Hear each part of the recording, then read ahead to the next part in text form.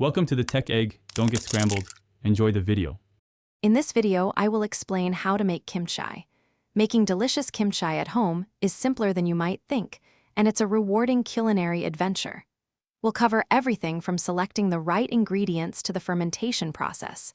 Get ready to create a flavorful, probiotic-rich dish that will impress your friends and family.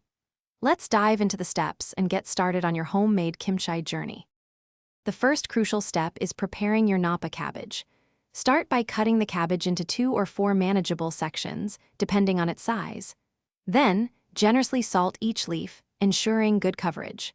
Let it sit for 2 to 3 hours, allowing the salt to draw out moisture. Afterward, rinse the cabbage thoroughly under cold running water to remove excess salt and squeeze out as much water as possible.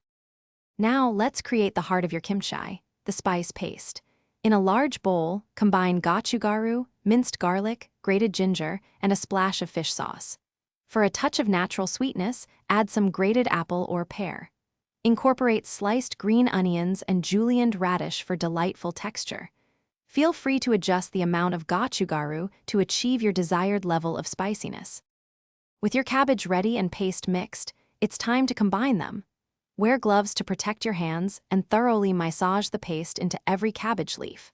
Pack the seasoned cabbage tightly into a clean, airtight jar, leaving about 1/4 of the jar empty for fermentation.